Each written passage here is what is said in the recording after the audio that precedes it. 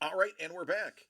So, what I was saying before I mentioned Seahawks and everything crashed was I'm not a fan of the Cowboys per se, but I do respect them from the 90s. Fan of Aikman and Irvin and Smith. Um, and uh, I just love football as a whole. I admire Dak Prescott and him standing up for mental health after the death of his brother. And I would just be interested in seeing a training camp. Plus, Diggs' little brother's there. It's always good to see him. But yeah, Tangle's like, boo, boo those Seahawks, boo.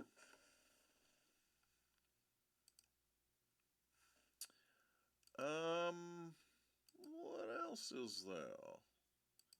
What else is there? What else is there?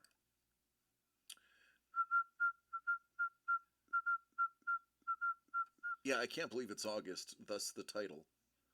Pretty shocking to me. Okay. All right then. Well, I think that we may call it a night at that. We are back. But I don't know if there's anything else to go after. We've done a giveaway. We've opened some great stuff. We have announced a hit break for Friday. So stay tuned tomorrow for the post on Discord. And we will save a spot for Dangle if we see it selling out. I just traded my next two first round picks and Tannehill for Dak in a dynasty league. That is a pretty hefty price for Dak. That is what I would expect for. Well, I mean, how old is Dak? 32.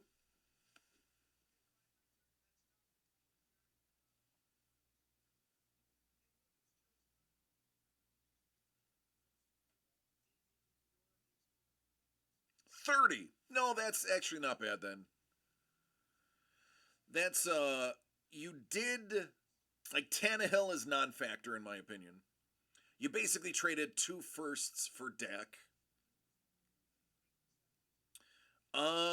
Two firsts for Dak. Is it a super flex league or is it a single QB league? If it is a super flex league, that is actually the going price for a starting quarterback that is entrenched as the starter. Two firsts, two firsts is a minimum entry point for a starting quarterback. If it is single QB and you did not have a QB, then two firsts is also acceptable. If it's single quarterback and you have a top 10 guy already, that was a little overpay. I took over a team. All I had was Geno Smith and Tannehill in a super flex. Well, Dangle, if your pick was going to be 101, I would have held. Yeah, this is personal opinion, buddy. I'm not telling you what to do.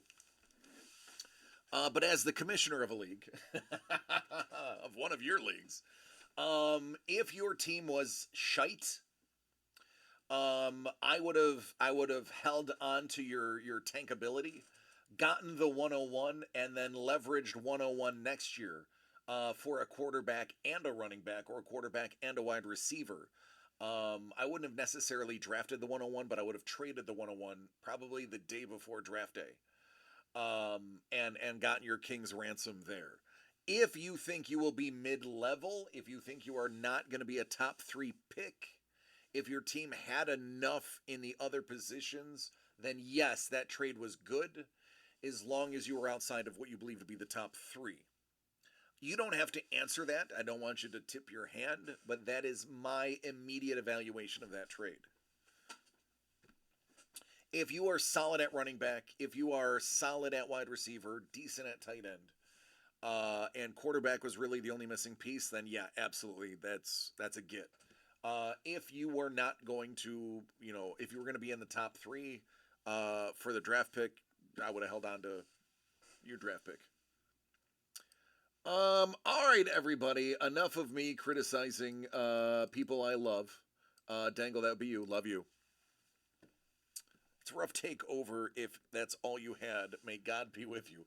Well, it depends. I mean, if you have, two decent running backs and two decent wide receivers, or one running back and three solid WR1s, listen, you want my hot take? Here's my free hot take on Dynasty Football. You're about to see the year of the wide receiver, and specifically slot receivers. Take a look at my dynasty team for DCD Collects. I have a lot of slot receivers. I drafted them on purpose. I saw the trend. Slot receivers. Is it like a free hot lunch? No lunch is free, Saporos. Good to see you, buddy. Yeah, in a super flex league, you had to make that trade, but wide receivers are going to be the key here. Your bona fide WR1s are going to be the moneymakers. It used to be running back. Now there's only a handful of running backs that are capable of doing that. It is a running back by committee league now. Quarterbacks are a hot commodity as well. It's going to be the QB wide receiver combo that is really going to start separating. Back in the 80s, it was running backs. In the mid 90s, it turned into a quarterback league, and then it shifted back to a running back league. It is on its way to being a quarterback league again, and those wide receivers are starting to really put up good numbers. So I advise investing in WR1s and quarterbacks and making running backs, unless you can get a top 5 running back that is soloing, which not many are. I mean, even look, Bijan went into a crowded room. You had Brees in a crowded room. We thought the Lions were safe. They weren't safe. Running backs are not something you need to heavily invest in. Hot take, pick Jerry Rice. Jerry Rice could still probably smoke half the wide receivers in the league. There's a reason the dude quit, but thankfully I didn't end up with a worse team. The dude is banking on being good in 4 to 5 years. One dude is banking on being good 4 to 5 years. I am in my big money league. I am 101 this year. I actually traded for my own pick. I overpaid for my own pick just to get it back because it's a hopeless endeavor. My top 5 guys all had season-ending injuries last year. So I went full rebuild, sold everything for future picks, and I am sitting on just a couple of commodities that I plan on trading week 6 to 8 when they are producing and when the field for the playoffs starts to take shape in my league.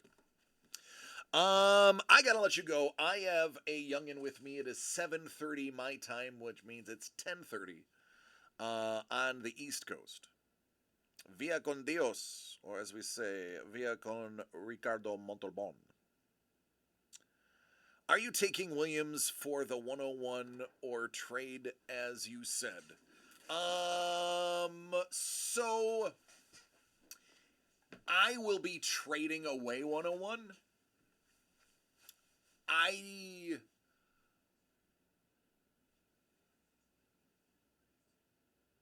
will trade away 101. I will get probably either 103, 4, or 5 for it. Plus, I will get either an additional 1 or 2 players. My other high money league, 101, typically goes for 3 firsts or 2 firsts and a starting player. So I will be trading 101.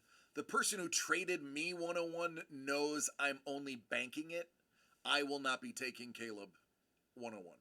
I will not be drafting 101. I don't believe in drafting 101. It is, even at the best case scenario, as we saw with Bijan, 101 is not necessarily the safe pick. I would rather have pick 4 or 5, where it's a guy that you know is going to do well and is probably not taken in the top 10 picks of the draft. honestly, I'm going to tip my real hand, and some of you are in the league. I'm already eyeballing Marvin Harrison Jr. Marvin Harrison Jr. is a top 3 pick, regardless of position, because the way the GMs are already talking about him, and wasn't even eligible for the draft last year. The way that they were like, wow, this is like test driving a Ferrari, but you can't buy it. Marvin Harrison Jr. is probably, if he stays healthy, going to be higher than most running backs in the draft. No, Dangle, that's literally how my big money league goes. 101 gets basically 3 firsts. When Trevor Lawrence, when T-Law was in, it was 3 firsts and a player to draft T-Law. When it was like last year's 101, I actually had, for 101, I got, I believe it was 104, 110, and a 2025 first. Cowboys, like, I love the strategy. It's assets management. That is how I kind of moneyball mine. I did not have my big money league was my first ever dynasty league. And I drafted poorly. And I made very bad trades in my first year. So because it hits the pocket, I reevaluated how I looked at valuing rookies over vets. And in the DCD Collects Dynasty League on Sleeper, I took a educated approach and really hedged the rookies versus the. I think the only rookie I took early was Gibbs.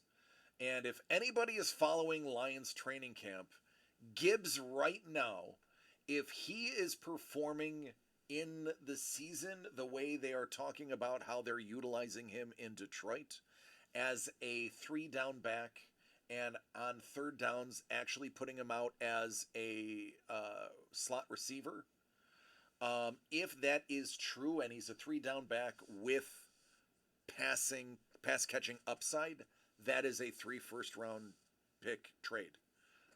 Legit. That is your Jonathan Taylor 2 years ago. That is your DeAndre Swift the one season he was healthy. That is your Saquon Barkley before the knee. That is what Gibbs could be, and for all intents and purposes, the Detroit is letting them know, yeah, no, this is legit. This is where we're putting this guy. Gibbs is a dog. That is why, and I did get a couple people who were like, Gibbs? I think I picked him in the 2nd round. People are like, Gibbs? No. Everything I saw on film I liked. He was the only rookie this draft, based on draft capital and landing spot. That is the key. The Lions are legit, Kevin P. West. They are. And I have been saying that for 2 years. If you can go back in my videos, and I told you 2 years ago, hey, if the Lions keep drafting the way they are, in 2 years the Lions are a powerhouse. Well, guess what? The Lions are going to be a powerhouse. They have amazing talent.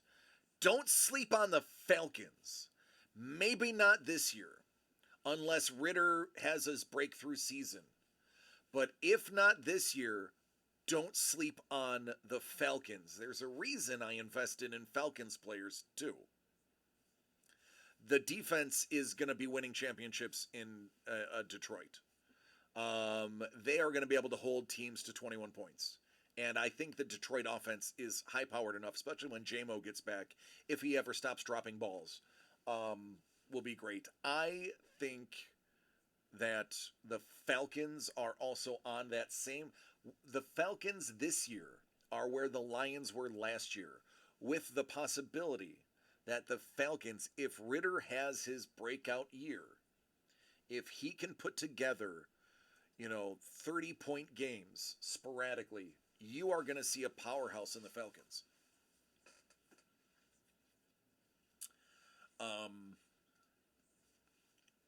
So, those are my hot takes. That is what I got to say. Invest in, because you can get a lot of Lions, aside from Amon-Ra and Gibbs, you can get a lot of Lions for pretty cheap. You can probably get Ritter for next to nothing right now. People are sleeping on Ritter. You can get, I believe, the backfield will be 60-40. Actually, I think it'll be 50-40-10. I think 50 goes to Bijan, 40 goes to Ritter is being slept on, Mr. Young. 40% is going to go to Algier or Algier, whatever his name is. And I think Ritter gets 10% of the planned carries. I think even if you can get Algier or Algier, again, I don't know his name. I'll just call him Algier. If you can get Algier for a second, get him. It's worth it. He was a 1,000-yard rusher next year, and they're adding a 3-down back, but he's going to get the goal line work. He's going to get a lot of the pass catching as well. He is. It's a fact. You are going to see a lot of Algier still. Pick him up. London is still expensive. He should be. His target share is unbelievable. Pitts is at an all-time low. If you can buy Pitts, buy Pitts. Because if Pitts doesn't pan out this year, he will be traded, and he will end up a powerhouse for somebody else's team. But that's it. I'm done. I am done giving out my secrets because I play against half of you this season, even though I own almost all the players I just talked about. I'm out of here. Jimmy's got to go home. I got to go home. I have a beautiful wife to get to. I love you all. I love you all. Please take care of each other so that we can do this again tomorrow. You want to say something?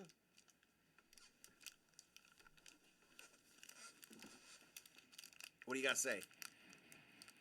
Okay. I love each and every one of you. Cuckoo caca. Please take care of yourselves and each other. We're going to do it again tomorrow. We are going to set up.